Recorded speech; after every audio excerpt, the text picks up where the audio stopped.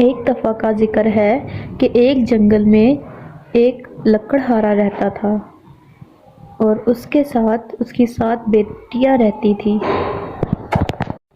اس میں سے سب سے چھوٹی والی بیٹی اپنے بابا سے بہت پیار کرتی تھی اور اس کا بابا جو کہ لکڑہارا تھا اپنی بیٹی کی ہر بات مانتا تھا۔ ایک دفعہ بیٹی نے کہا، بابا مجھے شہر سے ایک گڑیا لینی ہے۔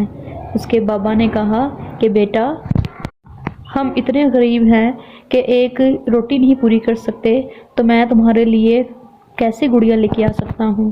بیٹی بہت رونے لگی تو بابا کو بہت رحم آیا اور وہ بہت پریشانی کے عالم میں جب اپنے کام پر گیا تو اس کے دوستوں نے اس سے وجہ پوچھی کہ تم اتنے پریشان کیوں ہو، تو لکڑہارے نے اپنی ساری پریشانی بیان کی۔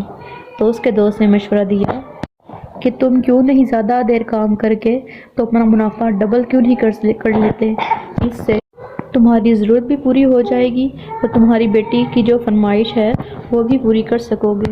لکڑہارا یہ سن کر بہت خوش ہوا اور اس نے اس بات کے لیے حامی بھر دی، اور وہ جہاں پہلے تھوڑے ٹائم کے لیے کام کرتا تھا اب وہ دگنا کام کرنا شروع ہو گیا۔ ایسے ہی وہ اپنی محنت جاری کر رہا تھا۔ ایک دن ایسا ہوا کہ رات کے پہر اس کو کسی چیز کی آواز آئی، اس نے انسنا کر دیا اور پھر اپنا کام جاری کیا۔ اتنے میں اس کو پھر آواز آئی، پھر لکڑہارے نے وجہ جانی۔ اس نے ایک جگہ جہاں پہ اس کو آواز آ رہی تھی وہاں گیا اور دیکھتا ہے کہ وہاں پہ ایک چڑیل بیٹھی ہوئی ہے جو کہ کچھ پکا رہی ہے۔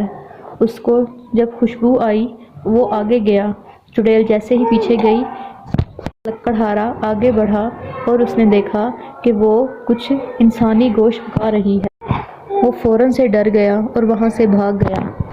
اگلے دن اس نے اپنے دوستوں کو سارا واقعہ بیان کیا۔ دوستوں نے کہا، یہ چڑیل اکثر یہاں ایسے ہی گھومتی ہے اور سب کو دکھائی دیتی ہے، تم پریشان مت ہو اور تم اپنا کام جاری رکھو۔ لکڑہارا اپنے روٹین کے مطابق اگلے دن پھر کام پر گیا اور دیکھتا ہے کہ وہی چڑیل اس کو پھر نظر آتی ہے۔ وہ پھر کہتا ہے کہ کچھ کرنا چاہیے۔ وہ جیسے ہی آگے بڑھتا ہے چڑیل پھر گم ہو جاتی ہے۔